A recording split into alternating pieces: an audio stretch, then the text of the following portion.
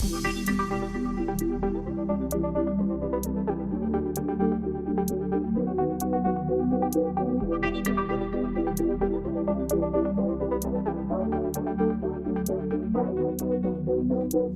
once again, welcome to the Level Up Podcast, a podcast that is developed to facilitate challenging, real, and raw conversations with minorities about their unique experiences in the workforce.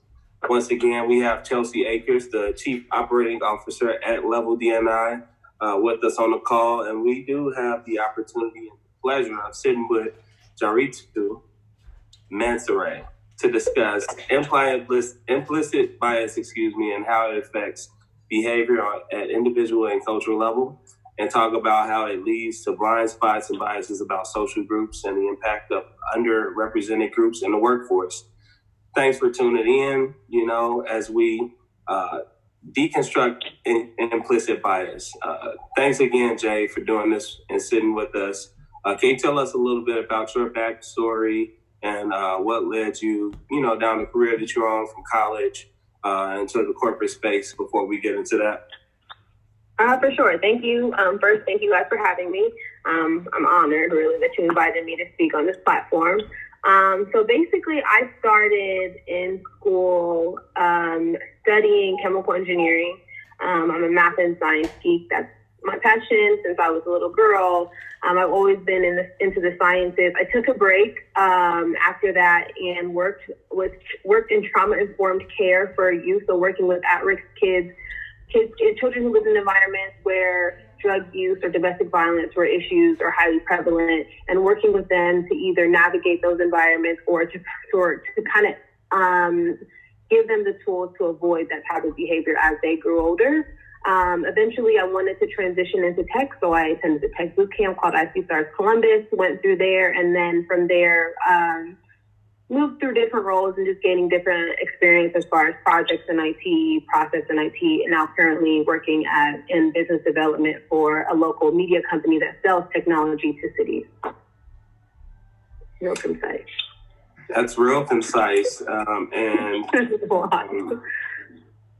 So can you talk about how you kind of got interested in implicit bias and when you first became aware of what it is, and maybe briefly touch on some of your experiences? Absolutely. So as you introduced, my name is Jariatu Mansarat. My parents, most of my family are from Sierra Leone, West Africa. My siblings and I are first generation American. My parents moved to Columbus, Ohio in the early 90s. And if you're from this area, or someone from this area, they'll let you know that Columbus, Ohio was still very rural at that time. And they, moving for opportunities and for education, they moved to the suburbs.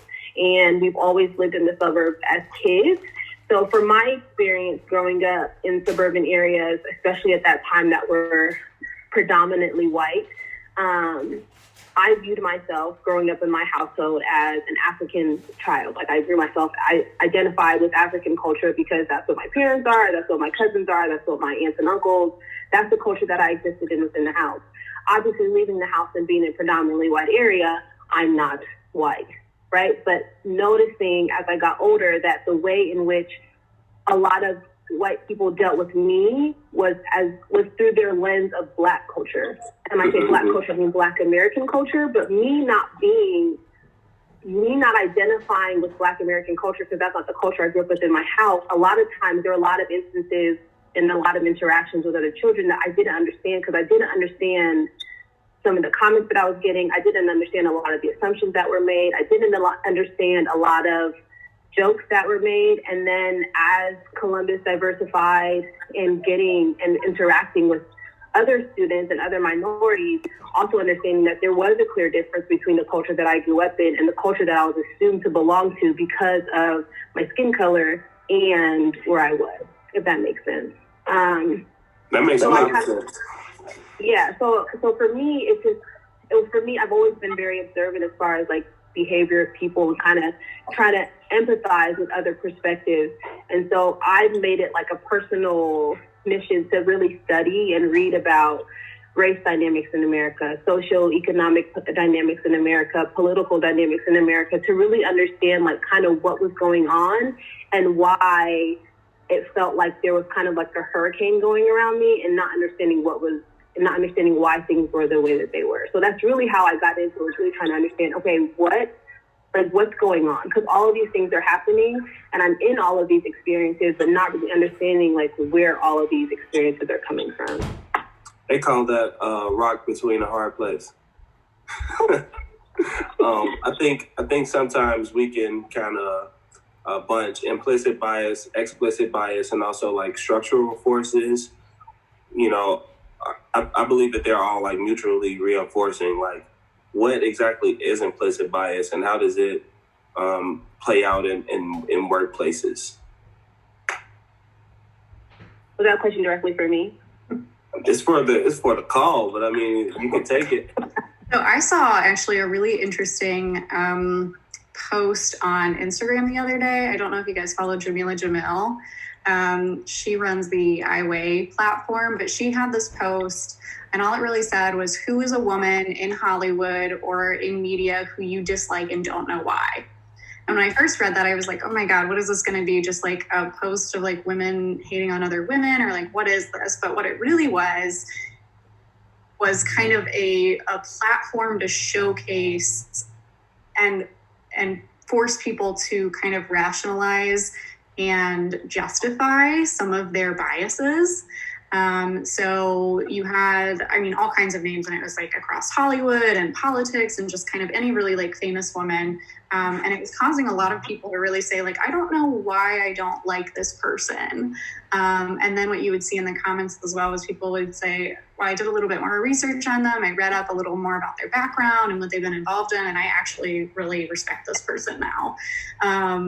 So I thought that was a really timely and interesting post to have right now, because I think that a lot of people don't even recognize the implicit biases that they have, and may not be able to pinpoint them just when someone asks you, like, what is a bias that you have? But when it's put in the frame of, tell me why you don't like this person, and you have to really justify that, you might find sometimes that it's not really justified, or you just kind of have this unconscious bias against them. That's a weird space to be in when you're asked, why don't you like this person? And you just kind of got to say, I don't know.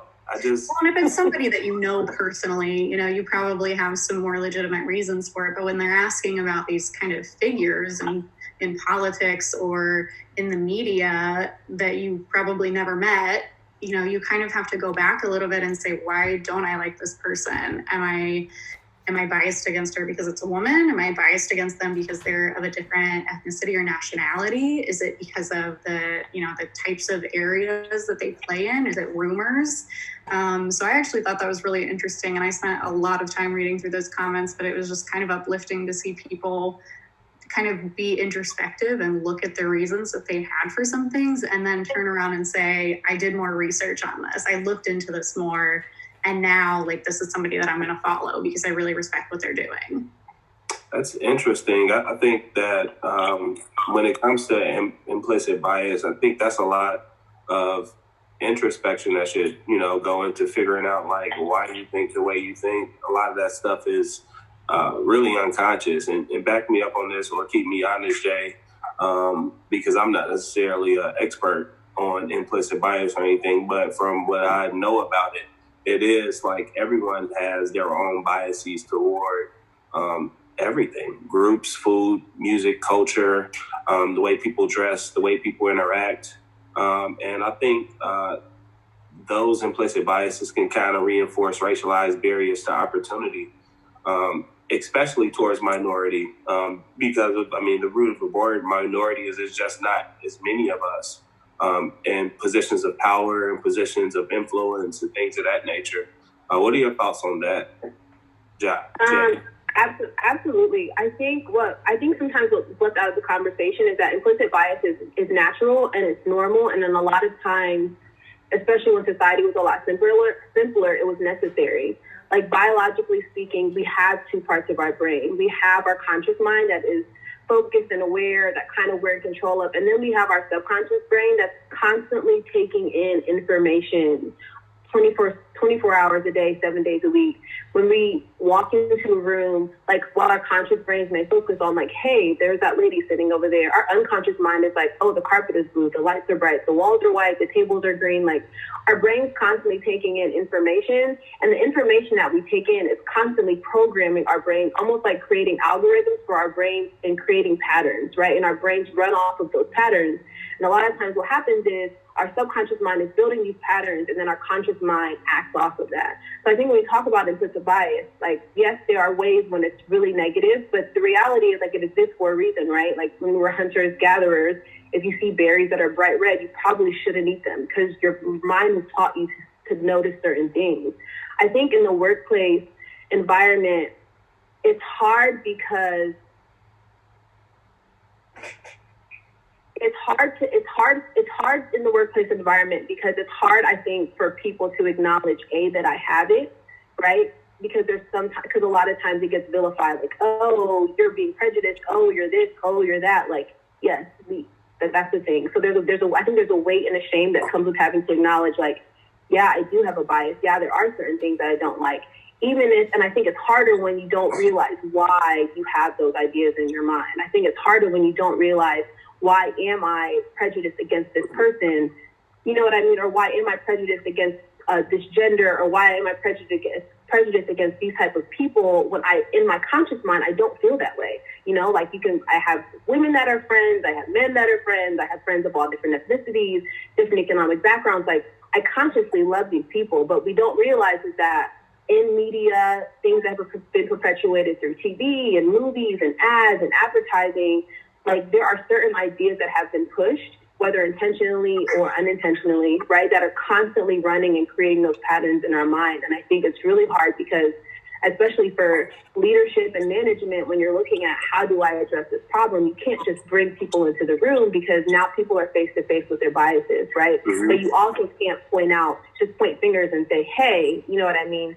You're being biased, and that's not fair because a lot of people don't know how to handle that. You know what I mean? It's a very delicate balance, but you're absolutely right. Everyone has biases. Everyone has implicit biases. Everyone has some type of benefit or privilege. You know what I mean? And depending on the environment or the community that you're in, certain privileges and certain biases work to your benefit or to your detriment. I think but the reality is that this conversation, particularly when we're talking about biases in the workplace, has been happening within minority groups for a very long time, right? And so another struggle in that conversation is that a lot of us are coming to this conversation at a 400 level because we've been discussing it for a long time, right? We've been talking about bias in our workplace. We've been talking about it for 20, 30, 40, 50 years. And a lot of people who have been in powerful positions for that time haven't had that conversation. And so they're coming in at a 100 level, right? So on that point, and I want to stay right here because you made a powerful point there. I mean, I think the education around recognizing that you actually have to, well, first of all, what this thing actually is, and then understanding that we all have it, and then equipping yourself with that information to move forward to actually do the work or perform the self-efficacy or efficacy in general to kind of move forward and kind of break down some of these barriers that we have from a bias perspective is important. And Chelsea, this is a question for you also. Are there any resources that exist that can help people in educating themselves and their peers about this? I think there are a lot of groups and individuals that approach this from different areas. And kind of this is a question that I might have for both of you actually would be, do you see value in doing trainings around implicit bias? And I know there's a lot of different ways that can go. It can be a one-on-one training with maybe a manager who you've noticed a specific pattern with, but like you said, Jay, that could be a little bit threatening to them and might immediately put their barriers up and maybe make it a little bit harder to even move forward there. Or would there be value in doing just more of like a general training on this is what implicit bias is, everybody has it, and so kind of normalizing it in a way, but not so much so that we think it's acceptable and that it's just kind of a free pass for people to be biased. I think it's difficult, and I think people approach it from a lot of different ways. You can do mandatory trainings around it, and you can do those trainings in group settings or in individual settings. You can do voluntary trainings around it. And I don't know that we've all found the perfect answer yet, but I'd love to kind of hear what you guys think might be most effective, or what you guys think the best first step would be to kind of get everybody on an equal playing field, an equal level of understanding, so that we can all move forward together. I think you start with empathy, to be honest. I think just being empathetic that people are different and they have their ways of dealing with things and doing things and communicating just makes things a lot more simple. If it comes down to you maybe being on a project with somebody who doesn't necessarily come from your background or communicate the way that you do or articulate things and put certain inflection on certain vowels, and they may seem a little more strict and straightforward and abrasive. If you approach that with empathy, like maybe, that's a cultural thing, or maybe, and it's like you lead with empathy, you'll have a better outcome in my mind. What do you think, Jay? Absolutely. I think empathy is the first thing. I think it comes down to two things. Like, one, something that really helps is a company being unapologetic about making it a topic, right? Like, don't be coy or shy or silent. Like, be really loud. Like, hey, we encourage a workplace that is diverse, that is inclusive. We understand that things like implicit bias exist. Like, just be very clear about it, because I guarantee you the people in the room who are probably most affected by it are very clear that it exists, right? I think the second part, too, is that when you're looking at what styles, it's kind of like from an education standpoint, everyone has different learning styles. Some people do learn better one-on-one. Some people do learn better in small groups. Some people are more tactile, but ultimately it's established by the teacher or the instructor that this is the course that we're taking. Like, this is the subject that we're learning. And that obviously is established with, like I said, making it a clear part of your culture. And then third, I think it speaks to your example that you spoke to in the beginning when you were talking about, why do you not like this person? And then the next step was to do the research, right? So regardless of how much a company makes it an issue, ultimately, if there's any work that's going to move forward, if there's any progress that's going to be made, it's going to take a certain amount of work. So whether that is research, whether that is reading a book, whether that is following up on training, it's going to take a certain amount of work from the individual to say, okay, these are the things that I'm thinking, or these are the things that I'm experiencing. How do I move past this? And your company creating an opportunity that says, hey, we have these resources available if you do want to do further training, or we have this recommended book list if you do want to do more research on it. Being an open source for that level of work to be done, I think is really important. I think to follow up with that is that there has to be, and I know this is even harder, there has to be an understanding that someone not being aligned with that mission can't be a part of that mission, if that makes sense. Like, we have to draw a line that says this is a value, that these are values that are important to the company. And if your values don't align with these values, then you can't be a productive member of this team. And that's also a very hard conversation to have, right? Because all of these things aren't easy. It's not black and white to just line up and say this is what it is. But at the same time, especially when it's your number one salesperson. Absolutely. Especially when they're star teammates, especially when they're star employees, especially when they are good at their job or they do contribute a lot. The company has to draw a line to show solidarity with the culture and the people that believed in it when they joined that company. I think that's a really important step. So, Jay, if I am an associate at that company or an employee, what advice do you have for people that are in that position, not necessarily in a leadership position or a position of influence, when they want to speak out on the issues that they are experiencing in the workplace, and they may experience bias, and they want to be able to speak out against that? How do you approach that? So for me, I think for me, especially with having recently transitioned to a new role, I have learned it really should start ideally at the interview phase. Those are questions that when you go into an interview or you're speaking to someone and they say, hey, do you have any questions for us? I specifically and very clearly ask about their initiatives around diversity and inclusion. What do you guys do? How is it a part of your culture? How do you support that? what initiatives, I ask that very clearly from the beginning, because I know that it's something that's important for me when I'm joining a team, to not only know that the organization that I'm joining is cognizant of it, but that they're active about it. That's something that's, for me, that's very important. However, once you're already inside of an organization, it's good to identify allies or advocates inside of your company that share those values. Usually those people are easy to identify because they are having those conversations, right? They are having those conversations. They are supporting those initiatives. They are figureheads.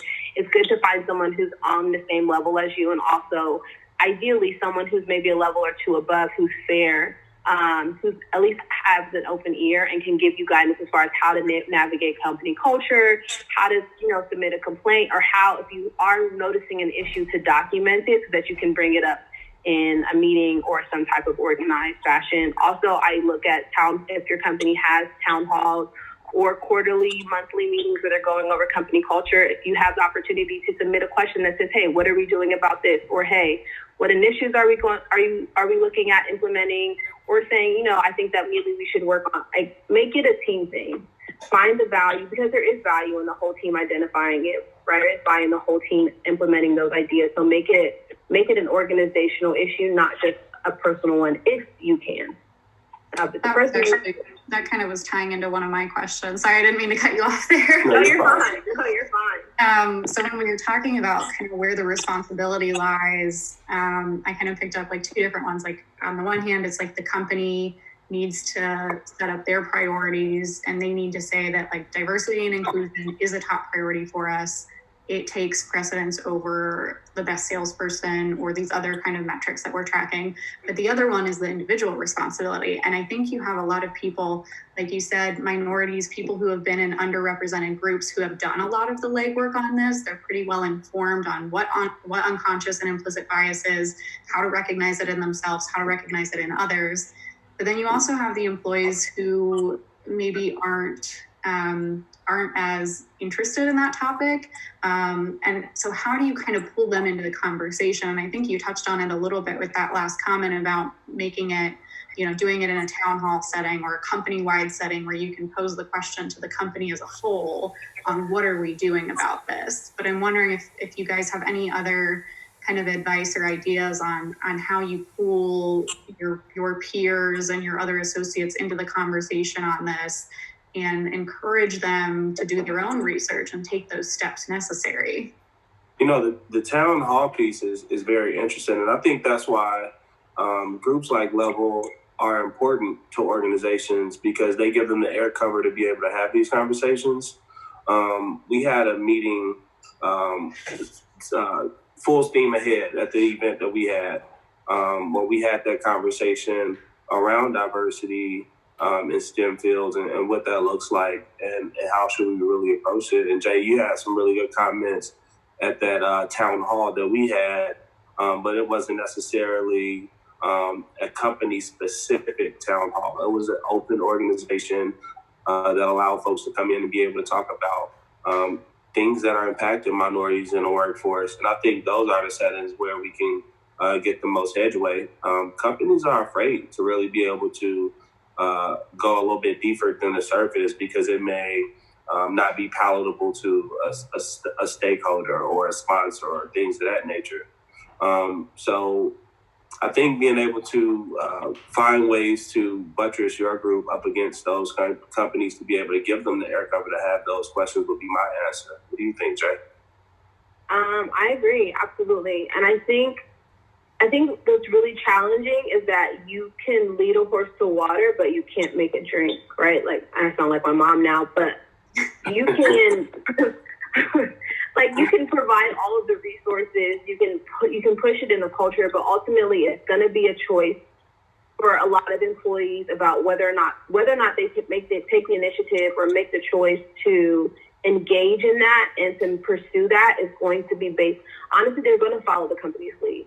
If it's just going to be something so we can check off a box and we can put it and say, hey, we we increased our diversity by 10%, and look at all these minorities we have in the room. Like, your employees understand the real culture of the company, right? If it's an initiative that is real and passionate and fully supported by leadership and the company, the employees will follow, because ultimately people want to be successful at work. If it's something that becomes integral to the culture, people will follow. If it's just going to be diversity is important, so we're going to do it, or diversity is cool, so we're going to pursue diversity, then the employees are going to do the same thing, right? Like it's not going to be a genuine effort, except for people whose passion or whose personal interest is vested in that. So I think that's where it's hard. But like I said, like it has to be important from the top down, honestly. How do you think we can encourage companies to prioritize diversity and inclusion initiatives and to really look at these issues of implicit and unconscious bias and say, this is important to us and we want to make it clear to our employees that it is important to us? And I know that's a hard question. It's like, how do you change corporate culture? But yeah, I would just kind of love to hear your guys' thoughts on that, because I think you're right. It comes from both sides. You can't only have individual employees pushing it forward, and you can't only have a company pushing it forward without the support of the employees. So how do we kind of get both to come to the middle and recognize the importance of this and talk about implicit bias and how we overcome it? I think you gotta bring it to the business level for companies to really begin and make it make sense. I think when we say implicit bias, we automatically assume we're talking about race or culture. Implicit bias happens across business units because IT doesn't think that the business understands tech enough to make the adequate decisions, and the business doesn't think that IT really cares about making money, or whatever group that may be. And there are some biases that lay there. Being able to bring it to that level and have conversations around that, to really have a real conversation about what this looks like and how it's really stifling opportunities at an organization level. I think that's an awesome point. I hadn't even really thought about that, and that might have been an implicit bias I had against or around implicit bias. That it doesn't have to be race or gender or cultural. It can be, what is your business unit? What is your degree in? It's technical or it's a soft skill. Yes, it's everything, and I think that's why this topic was so interesting to me, and it was really great to have Jay here. And I want to give you an opportunity to answer that question, Jay, before we close. Absolutely. I think we have to look at it. I know for a lot of organizations that focus on diversity and inclusion, a lot of it is led by passion, right? We're very passionate and we're very emotionally invested in seeing all people succeed, right? But I think what we also have to do when it comes to companies incorporating it is making it A, profitable, and B, practical. Right. So we have to show, and a lot of data has shown and does currently show, that the more diverse your teams are, the more inclusive they are, the more money you make. Right. And so maybe so part of that comes down to investing in the data and the research to show, and if you're approaching a specific company, even to show in that industry, hey, when you increase the kinds of people that are on your team, when you increase the types of backgrounds that your team has, you increase the profitability of your team, right? You increase the productivity of your team, and also making it practical. As much as we would like it to be like a kumbaya situation, we're going to sit down for 2 hours, have a meeting or training, and then after that, everyone is going to go off and hold hands and be, best friends and work together in the most ideal situation. As much as we'd like that to happen, that's not realistic, right? But showing in very practical ways, okay, this is what progress looks like for your company, right? Making it quantifiable. This is what progress looks like for your company. It's whether it's increasing retention, increasing productivity, bringing on more people, increasing applicants, like showing in very practical ways that these are the steps that your company can take to make progress, right? And then building upon that. Because once you build a track record of success, once you build a track record of progress, people are more open to taking on more, right? But you do have to make it, because ultimately we are talking about business, so it does have to have a profitable appeal to companies and organizations. If they say, I'm going to invest, it's going to take hundreds of thousands or millions of dollars to incorporate this into our company, what is the outcome? Well, the outcome is more money, right? And we know that because the research shows that, but putting that in a way, making that palatable for companies so that they can see that that's a real thing. and to motivate in that way. Even though obviously that's not ideal, but whatever gets it done, gets it done. Yeah, it's kind of finding a path and taking Absolutely. it to get to that point. Yeah. We call that a warm entry point. I think I really enjoyed this show. I appreciate you, Jay, for coming in and sitting on the couch with us, the virtual couch, and having this conversation. Thank you for having me. I do ask, do you have any like kind of closing like call to action, or maybe just one thing if people want to familiarize themselves a little bit more with implicit bias? Like what's a good first step that people can take? A good first step. I mean, I like the lowest barrier to entry. Go on YouTube and look up a couple of videos of implicit bias, and see what the different perspectives are. Because even among minority groups, opinions on implicit bias are different, and understanding that it doesn't just mean one thing to everyone all the time. And just looking at yourself and maybe identifying maybe what are some implicit biases that you may have, for people that are like you, for people that are not like you, you know what I mean, and what that work looks like for yourself. So there's so many rabbit holes that I want to go down right now, and I know you. I know. I like that. Look at a couple videos. Don't fall down the black hole that can be YouTube sometimes. Man, But as we wrap, I hope you guys enjoyed the show and were able to get a lot of value out of this very informative conversation. Thank you for tuning in once again. Until next time, leave a comment, like, subscribe to the channel, and smash that share button. #Level Up.